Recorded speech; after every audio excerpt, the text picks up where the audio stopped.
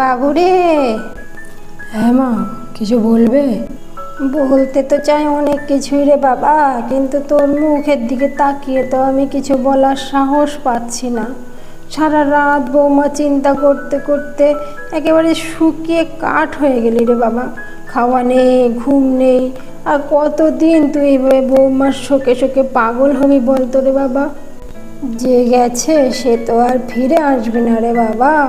এইবার তুই একটু নিজের কথা ভাব বাবা, বিশেষ করে বাচ্চাটার কথা ভাব। এই ছোট্ট মেয়েটা কত কষ্ট পাচ্ছে বলতো। কোথায় আমার সোনা মা? ও খেয়েছে তো মা?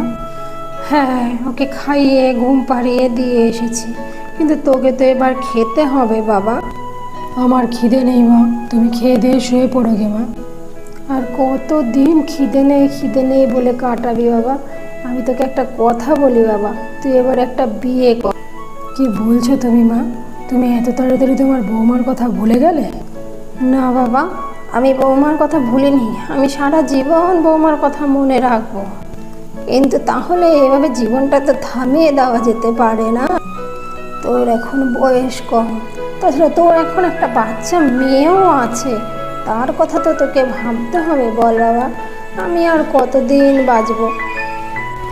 আমি কি সারা জীবন তোদের খেয়াল রাখতে পারবো?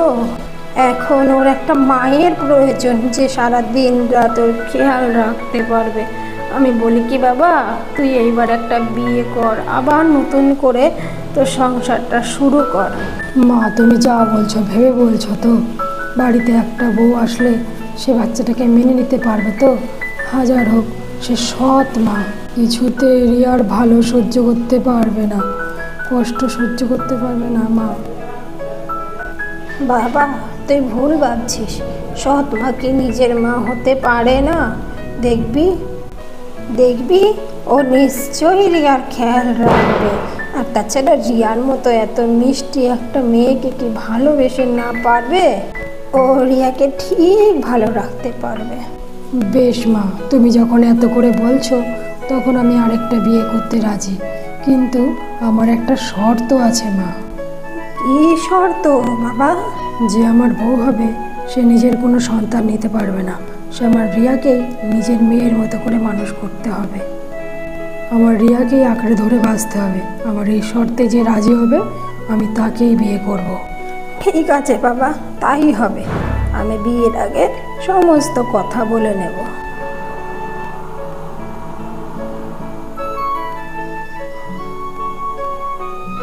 বাবা, এটা কে? এটা কাকে নিয়ে এসেছো তুমি বাবা? ইনি তোমার মা, আজ থেকে তুমি এনাকে মা বলে ডাকবে, কেমন? মা? আমার মা তো মরে গেছে বাবা। না মা, এরকম বলতে নেই। তোমার মা তো আকাশের তারা হয়ে গেছে, তাই তোমার এই মাকে পাঠিয়েছে তোমার কাছে। এটা তোমার নতুন মা, বুঝলে? ও, এটা আমার আরেকটা মা।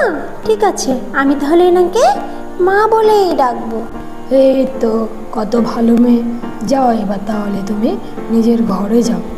শোনো মাধবী, তুমি নিশ্চয়ই আগে শুনেছ আমি কী কারণে আবার বিয়েটা করেছি। আমি আমার রিয়া মায়ের জন্য আমি আবার বিয়েটা করেছি। আমার মেয়ে যেন আবার একটা মা পায়, আর মায়ের ভালোবাসা থেকে যেন বঞ্চিত না হয়, সেই কারণেই আমার এই বিয়েটা আবার করা। তাই তোমার কাছে আমার একটাই দাবি, আমার মেয়েটা যেন কখনো কোনো কষ্ট না পায়। আচ্ছা, তাই হবে, আপনি কোনো চিন্তা করবেন না। আমি রিয়াকে আমার নিজের মেয়ের মতো করেই মানুষ করব। ভীষণ ভালোবাসবো ওকে আমি। ব্যাস ব্যাস, সব কথা হয়ে গেছে। এবার তুমি ঘরে চলো বৌমা। তোমার এখন থেকে অনেক কাজ, নতুন সংসার, সমস্ত কাজকর্ম বুঝে নিতে হবে না? মা, তুমি এখানে কি করছো মা? এই তো রিয়া মা, তোমার জন্য আমি রান্না করছি। তুমি কি রান্না করছো মা? তোমার জন্য পায়েস রান্না করছি, তুমি খেতে ভালোবাসো না, এর জন্য আমি তোমার জন্য পায়েস রান্না করছি। মা, তুমি কি করে জানলে আমি পায়েস খেতে ভালোবাসি? কেউ যদি কাউকে ভালোবাসে তবে সে সব জানতে পেরে যায় কে কোনটা ভালো খেতে ভালোবাসে। আমি তো তোমাকে ভালোবাসি, তাই আমি জানতে পেরে গেছি তুমি কোনটা খেতে ভালোবাসো। চলো চলো রিয়া মা, পড়তে বসো, তাড়াতাড়ি তাড়াতাড়ি পড়াশোনা সেরে নাও। না মা, আমি পড়াশোনা করব না, আমার পড়াশোনা করতে একটুও ভালো লাগে না। বললে কি করে হবে? পড়াশোনা না করলে তুমি বড় হবে কি করে বলো? পড়াশোনা তোমাকে করতেই হবে। শিগগিরই পড়াশোনা করতে শুরু করে দাও, চলো, নাহলে কিন্তু আমি ভীষণ বকবো। মা, তুমি আমাকে বকলে? আমি একদম পড়াশোনা করবো না তোমার কাছে। আমি এক্ষুনি গিয়ে বাবাকে বলে দেবো তুমি আমাকে একটুও ভালোবাসো না। আমি একদম পড়াশোনা করবো না, কিচ্ছুতেই করবো না পড়াশোনা। বৌমা, তুমি মেয়েটাকে বকলে? কেন বকলে মেয়েটাকে? একটু ভালো মতো তো বলা যেত।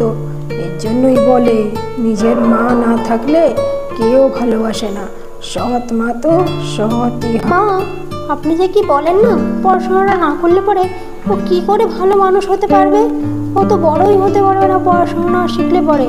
রিয়া, রিয়া মা, খেতে এসো, খাবার দিয়ে দিয়েছি, শিগগিরই চলে এসো। এগুলো কি রান্না করেছো তুমি? আমি না তোমাকে বলেছিলাম মাংস রান্না করতে? আমি এগুলো দিয়ে একদম খাবো না। আমার জন্য কেন তুমি মাংস রান্না করনি? মারে, তোর সকালে শরীরটা খারাপ ছিল না, এর জন্য আমি মাংস রান্না করিনি। তাছাড়া ডাক্তার তো বলেছে মাংস খেতে না, হালকা পাতলা খাবার খেতে। তাই তো তোর জন্য আমি পনির রান্না করেছি, তুই পনির দিয়ে খেয়ে নে মা। না, আমি একদম এই সমস্ত দিয়ে কিছুতেই খাবো না, আমি খাবোই না ভাত, আমি চলে গেলাম। আমার মেয়েটা মাংস খেতে চেয়েছে, তুমি কেন মাংস রান্না করে দাওনি বলো তো? ও তো একটু মাংসই খেতে চেয়েছে, এমন তো কিছু খেতে কিছু চাইনি, তুমি ওকে মাংসটা কেন রান্না করে দিলে না? ওর তো সকালে শরীরটা খারাপ ছিল, এর জন্যই তো আমি মাংস রান্না করে দিইনি। হালকা পাতলা খাবার খেলে শরীরটাও ভালো থাকবে। ব্যাস ব্যাস, অনেক হয়েছে। এত ভালো তোমার ভাবতে হবে না আমার মেয়ের জন্য। আমার মেয়ের জন্য ভাবার জন্য আমি আছি। এর জন্যই বলে সৎ মা। সৎ মা সবসময় সৎই হয়, সৎ মা কখনো নিজের মা হতে পারে না। ঠিকই বলেছিস রে বাবা, সৎ মা সবসময় সৎই হয়। নিজের মা না থাকলে পরে যা হয়, নিজের মা থাকলে পরে কি আর এরকমটা করতে পারতো? একদম ঠিক কথা বলেছেন মা, সৎ মা সবসময় সৎ মাই হয়।